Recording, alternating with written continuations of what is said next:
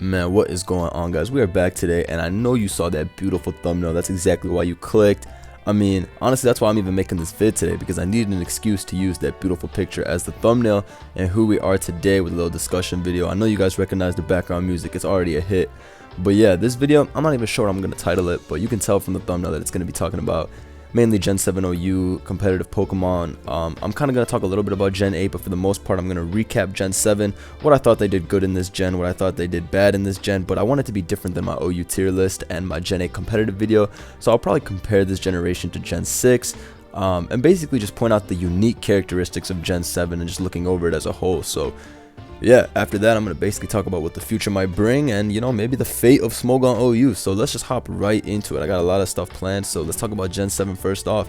Visual wise, I got my team builder for the most part because that's usually the best way to show you guys different Pokemon and teams, but I got other links too, like the viability rankings and examples of teams and stuff like that. But let's talk about Gen 7. So the first thing I wanted to talk about with Gen 7 is that I believe Gen 7 in its time has probably been one of the most rapidly evolving metagames. So the reason I'm at the very back of my team builder is because my earliest teams, okay, so this team right here is from May 2018, so just 13 months ago. These are my earliest OU teams. I deleted the rest of them. But you can see that these teams could potentially work in today's metagame for the most part. I mean, obviously you have Zygarde and stuff like that, but these are some of my earlier teams back when I was competing. So this team right here, from TDK screens up to ZAM finals were my Smogon Tour team. So I used these in Sun and Moon, OU, and Smogon Tour playoffs. I went 4-0. Every single team won. And you can see basically every single team, besides of course the Zygarde team, which you can put off for something else because this is just screens. All of these teams work, they would probably work decently in today's metagame, which is interesting. And I think that's because these teams in general are just bulky offensive playstyles. Basically all of them except for the screens, which is HO, but the other three all follow a bulky offensive format. I've used this shift mag team to this day and it still is able to put in work. So something interesting I saw or I recognized in Gen 7 is that bulky offense builds and balance builds, actually more so bulky offense builds are able to survive throughout the generation. Usually the pivots just change a little bit, and what I mean by the pivots changing is nowadays you see more Rotom Wash. Back then in 2018 you didn't see as much Rotom Wash, but nowadays you'd probably see a Rotom Wash pivot, maybe over Pex or something like that. But in general, the bulky offense formation still sticks around. Let me show you guys what I mean. So these were some of my older teams, but let's move on to some of my newer teams. So back in SPL, so this was just February, March, not too long ago, just 3-4 months ago.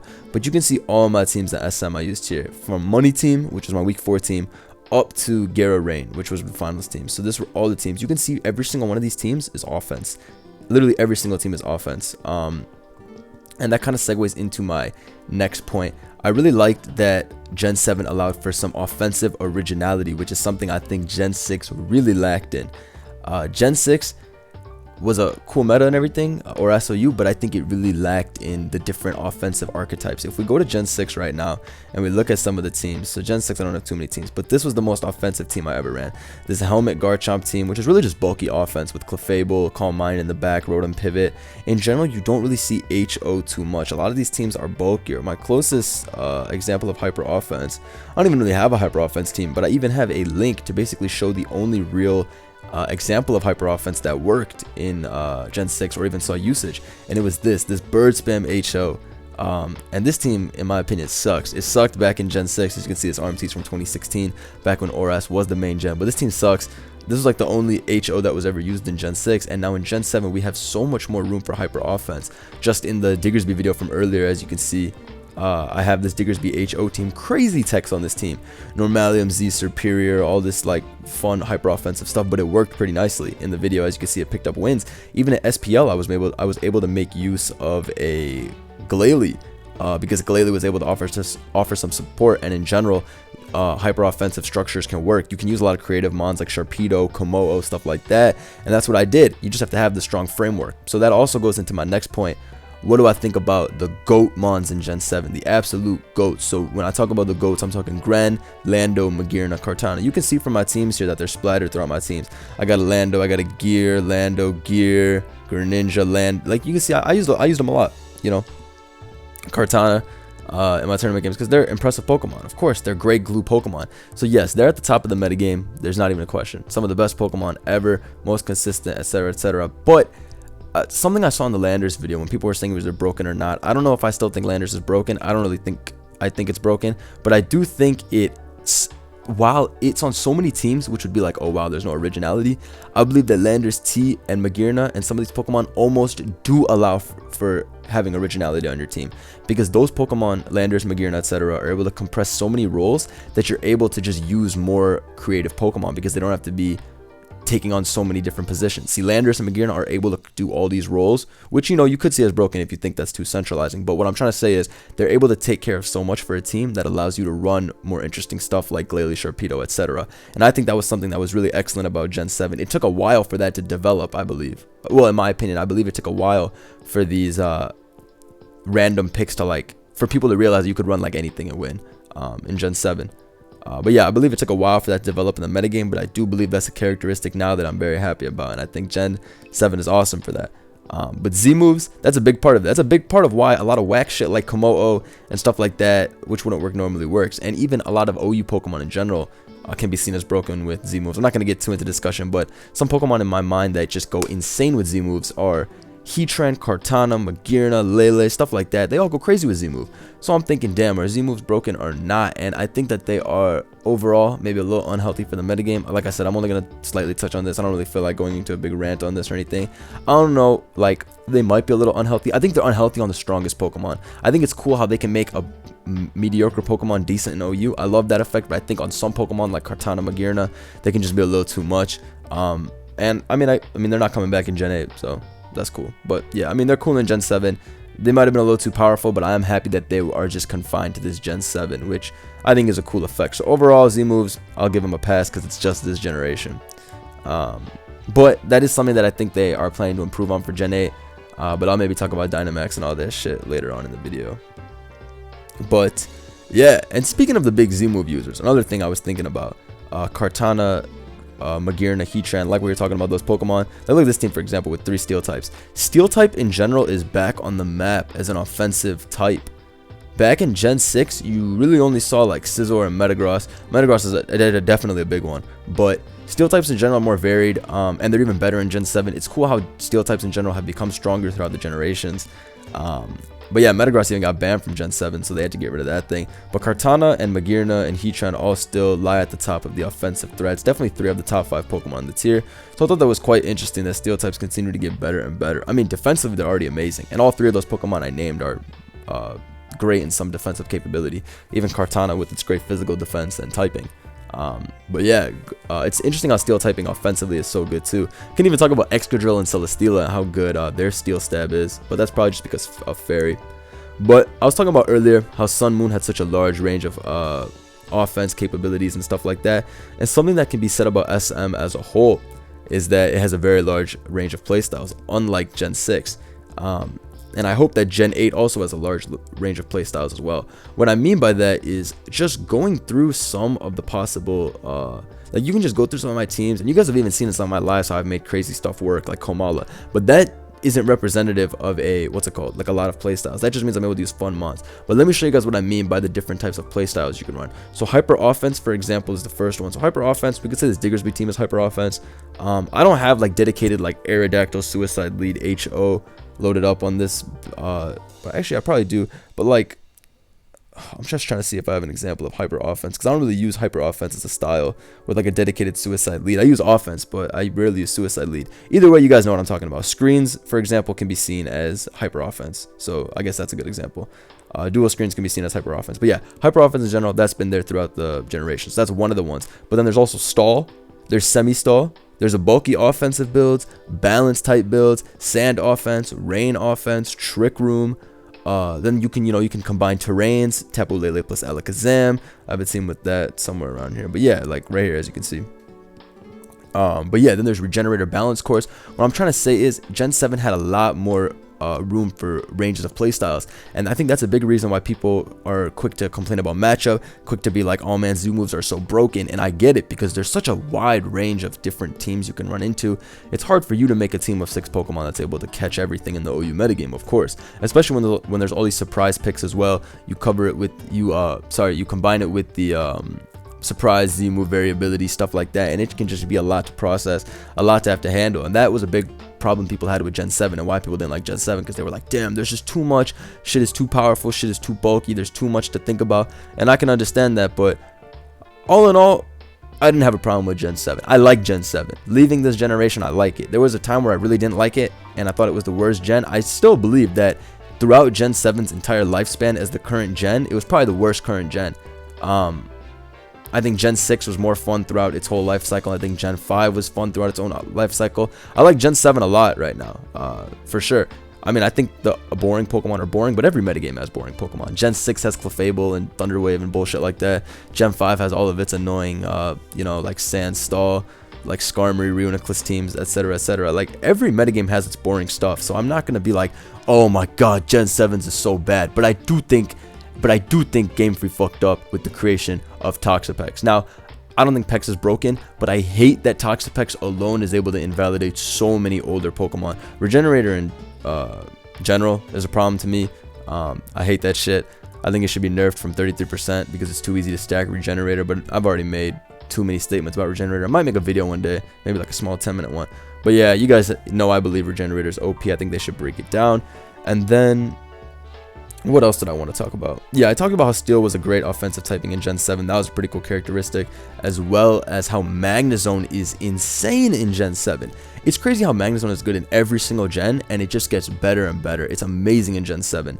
So you can see the Pokemon I'm able to make work with this shit. Salamence, Klinklang, It's so funny. If you look at all the fun lives I did with Klinklang, Mamoswine, and Salamence, I'm basically exposing myself. I use Magnezone with all of them because it's able to trap all of the shit's counters. But yeah, even Beedrill, I was able to do it with Magnezone.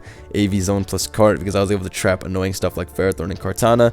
Here, plus Zone. You can see this bulkier team makes use of getting rid of Ferrothorn. This team again paired up with Latios. Again, you know, you can see all the different Magnezone builds because Magnezone is amazing in Gen 7. Z-Move, Spec, Scarf, all very viable sets. Yeah, not much to say. I mean, trapping has always been great, but Magnezone in general just keeps on getting better and better. And Lord knows how that thing's going to be in Gen 8 if it is in there. Can't wait to see Dynamaxed Magnezone. That's just going to be crazy. But a discussion topic I wanted to bring in this, because of course this vid, the Fate of Smogon Ou. Where's it going, man? Gen 7 was cool, of course, but where's it going? So let's talk about possible unbanned Pokemon. I thought this would be a cool discussion topic, and you know, I figured I could just slightly touch on it now. Maybe you guys want to see a bigger video on this in the future, but for now, let me just talk about this here. So I put 6 Pokemon that I could see them potentially unbanning. There are other Pokemon that could come back too, like Shaman Sky. I don't know. I just put these 6 because I like these 6. So Blaziken Mega is a hot topic. This shit has been banned since the beginning of time now. What's it been? Since Black and White 1? So like 8-9 years. This thing has been banned since it had Speed Boost. So it's been banned the last 3 generations. I hope it comes back in Gen 8 and somehow isn't banned, but we can't talk about that yet. We don't know. But Blaziken, okay, so could this thing be unbanned down the line? So I believe Smogon Ou Council, I left the council, but I believe the OU Council has decided that they will unban a lot of this stuff in the beginning of the new generation. I'm assuming that Pokemon Showdown, so I know that there's the whole, oh shit, like, are all the Pokemon going to be in the next game? No, like, Pokemon are getting cut out. I know on Showdown, similar to how Gen 7 had a Pokebank OU ladder and then a Gen 7 OU ladder with all the Pokemon, Pokebank of course was restricted. I'm pretty sure Showdown, and I believe Zero, the creator of Showdown, has confirmed that there would be like a ladder for Gen 8 with all the Pokemon. So that's awesome, assuming that on Showdown they are going to have a metagame with all the Pokemon.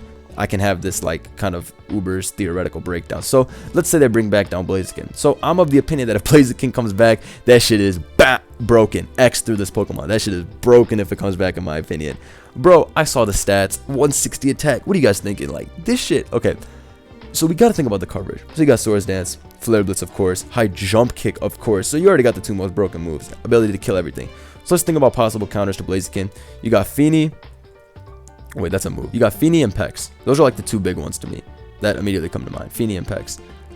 So what would Blaziken's last move be? It could be Knockoff to completely OHKO like ghost types, but in general I don't really think you need. Oh no, Knockoff is for Latios. I bet +2 HJK 1-hit KOs Latios after rocks. Either way, I think Blaziken might be too strong, but we don't know what could come in the next metagame. I always thought they should let regular Blaziken be tested, but people were like, no, it's too broken, it's too broken. And I sort of understand what they mean. I'm pretty sure this set would truly ruin the metagame, because +2 Earthquake probably 2-hit KOs Tapu Fini, +2 Earthquake sends Pex to hell, +2 HJK already destroys those Latios. Like, this set could be a demon. on Mega Blaziken. But who knows how Mega Blaziken or regular Blaziken could fare. I'd love to see them test this out. I might make a theoretical video on this someday, or even like just battle around with people with like a Blaziken team and be like, yo, let me test my Blaziken team. Let's really see how broken this is. That would be a funny video one day. What if Blaziken was an OU? That should be hilarious. But yeah, anyway, Blaziken, possible mon that could come back, probably still broken. Darkrai, I don't know if I think this thing is broken. I feel like it's not, now that Dark Void is what, 50%, so that shit is ass. Hypnosis is 60%, which is pretty bad as well. So it's hard for you to want to even rely on a Pokemon like this, but I think it could come back because of, you know, the low accuracy of those sleep moves. Dark Void in the past was so amazing, but nowadays that shit is 50%. You can't rely on that in a tournament game. Hypnosis you also can't rely on too much, and if you do and you miss, then your Darkrai's out the window. This shit's defense is not that good. 70, 90, 90 is pretty average, but the speed and special attack are awesome, so I could definitely see this mon coming back to OU. We could maybe see some Nasty Plus, some Dark Pulse, Focus Blast, Sludge Bomb for them fairies. Wow, this is an epic set. You could even run Thunder if you really wanted to for Celesteela. You could run Darkinium Z, Poisonium Z. I'd probably run Fight Z to Oko Heatran and stuff like that, theoretically. But I think Darkrai could be an amazing mon in Gen 7 and Gen 8. Broken-wise, probably broken in Gen 7. Definitely broken in Gen 7. But it's going to come back for a little bit in Gen 8. We're going to see if it's broken, so I'm looking forward to this Pokemon. This is kind of just to refresh you guys on what Pokemon could come down and stuff like that. Deoxys Speed, this shit will probably just do what it always did. Stealth Rock, Spikes. I'm going to tell you right now, back in Gen 6 and Gen 5, when it was legal for like the couple months it was, this thing ran an offensive set. Look at this thing's offensive stats, 95 and 95. It's Gen 7, soon to be Generation 8, baby.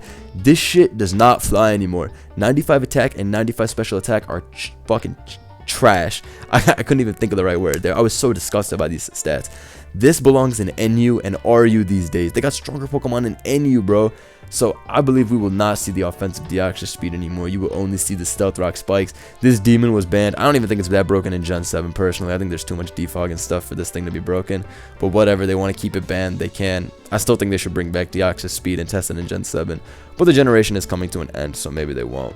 But anyway, let's get back to the realist, the boss. So this shit has made an appearance every single gen. 5, 6, and 7. It's been banned from all 3. Every single time it exposes itself as way too broken. And how can it not? Download gives this shit +1 attack, +1 special attack. Now these stats are pretty decent, but with download, it's like shit's on crack. The speed tier is the most troll thing ever. It should be 100 base speed, obviously, but they made it 99 just so it would lose to all those legendaries. But oh my god, is this shit a menace. So the set that everybody used to spam back in the day was Choice Band with Iron Head, U-Turn, Extreme Speed, Blaze Kick. Holy shit, this thing would hit 762 attack. I remember 762 attack points with a Jolly Nature. Or I think you need Hasty. I don't know. Whatever the nature was for Shiny, I forgot. But you could run plus speed, which was hilarious, I think. Maybe I'm wrong. Either way, I don't remember. This shit was too long ago. But the moves this thing got on band with +1 download was too powerful. Iron Head, U-Turn, E-Speed, Blaze Kick. This shit was capable of OHKOing everything. Let's not forget this thing's other coverage, especially Bug Buzz, Ice Beam, Flamethrower. Man, this boy had Thunderbolt. Yeah, Energy Ball, Giga. Bro, what I'm trying to say is the man had too much. Genesect, this thing had too much. The ability to run too many different sets. We never even got to test his ass out with any Z moves. Well, because they're pretty inferior on him, I assume, to Life Orb and stuff like that. But we never even got the chance to test Z moves on him. But I bet he is too broken with them either way. But yeah, Scarf Genesect as well, one of the best revenge killers. I would love for this thing to come back in Gen 8. I'm sure it'll be banned again, no matter what. No matter what. This Pokemon has always proved gen after gen that it's too much. Just like Landorus Eye. But they learned their lesson with Landorus Eye. They didn't even let that shit back in the Gen 7 at all. But yeah. Now Gen 7's most wanted Pheromosa up next. This was when I saw these attack stats, I was like, bro, this is right in the beginning of Gen 7 too. So this was like huge power creep to me at first. I was like, god damn, this is ridiculous. And it was so frail. But it very clearly showed that it was broken. Now, I was thinking you guys should bring this back in Gen 7. I was thinking they should test it again.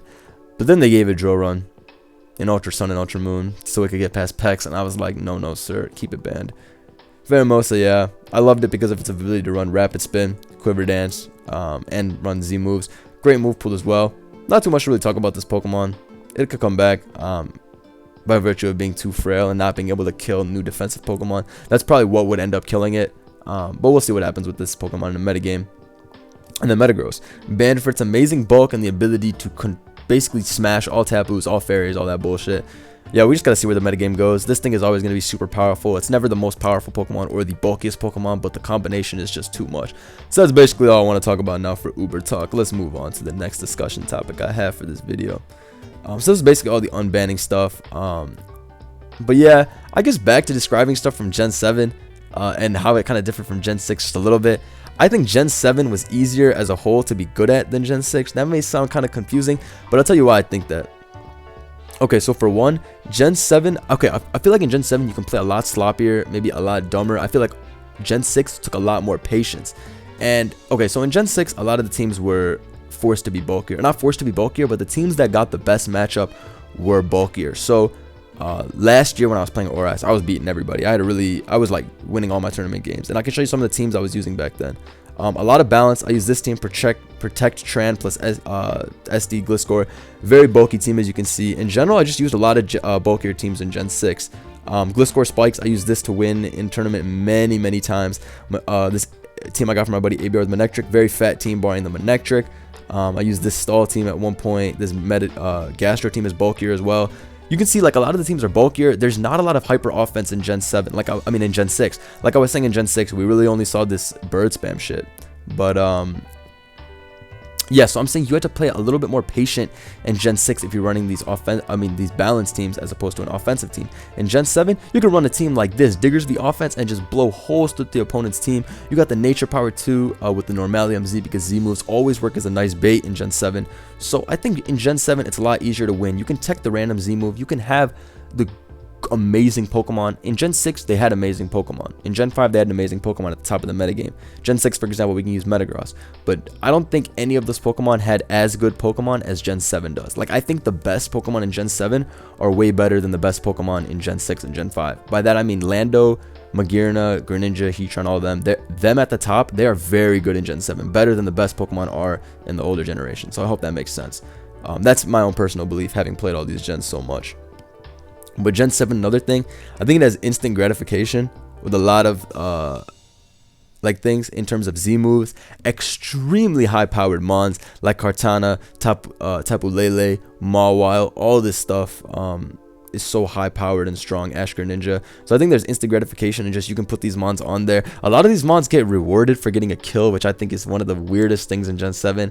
Kartana gets +1 for killing something. Magearna gets +1 for something dying in front of it, which is even more broken because you can't sack to it. Pheromosa got plus boost as well and that's why I got banned too. So I don't know why they wanted that in Gen 7, but they have made so many Pokemon. Greninja, you get a kill, you get rewarded, you turn to Ash form. They've rewarded so many Pokemon by if they get a kill, they get even stronger, which is like, what? I hope they take that away in Gen 8. That shit is a little too much. The easiness of sweeping. That's why shit like Scarf Kartana is so insane. But yeah, Gen 7 in general, I feel like it's a lot easier to win with. You can make a lot more mistakes and win, and you can use a lot more fun Pokemon, which is a plus side of being easier to win in a sense. I could use stuff like Glalie because the other Pokemon are able to carry pretty nicely. But yeah, there's also regenerator swapping for balance, which is another thing. In Gen 6, you have to play a lot patient. In Gen 7 these days, balance, you just run Pex and Tangrowth. Look at this team, Pex, Tangrowth, Tornadus. I ran Pex, Tangrowth, Tornadus on my Smogon Tour winning finals team as well. Like, you can use balance in Gen 7 to a high level of success. It's a great style, but it's a lot easier to use because of regenerator. Let's head back to Gen 6 where balance didn't really use regenerator too much. Like look at this Gliscor Spikes team, for example. I had a lot of I had a lot of Pokemon that were good in general. Like Amoonguss had regenerator, Skarmory and Gliscor are immune to spikes, Gliscor has toxic, heal, and Clefable has Magic Guard. So in general, I mean, these Pokemon are bulkier, but I didn't have a Tangrowth and a Tornadus and all that stuff to just swap through like I do nowadays with balance.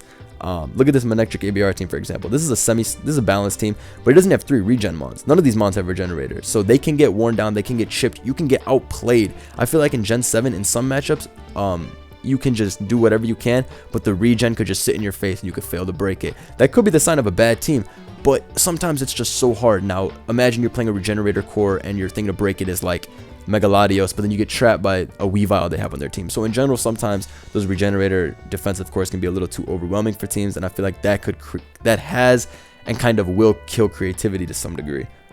But other than that, I think that's all I really got to talk about. Gen 7, the Fate of Smogon Ou, you know, going into Gen 8. This is kind of like my wrap up. Maybe I'll make a bigger video on this down the line, but these are just some thoughts I had. Gen 8, Dynamax will be crazy. Protect will probably be one of the best moves ever if Dynamax only lasts 3 turns. Something to think about is that if Dynamax only lasts 3 turns, how are we going to pick the Pokemon we use? Imagine using a Dynamax Charizard, it's so good, and then for 3 turns later, you have a random Charizard on your team, like an NU Pokemon. So, I mean, there's so many questions we got to have for the upcoming games, but I'm very excited. Gen 7 as a whole gets my thumbs up. I think there were a lot of problems with this generation, but I think this was the most balls deep, crazy Game Freak ever went with the generation. Gen 6 we thought was insane with Mega Evolutions and all that shit. Gen 5 was crazy with Perma Weather, but this shit was the most crazy to me. Gen 7. Z moves and all this stuff was just wild. They really made Pokemon so crazy for no reason. But I hope you guys enjoyed. Drop a like if you did. Let me know what other types of discussion videos you guys would like to see. I love making vids like that. And I'll catch you guys soon. Peace.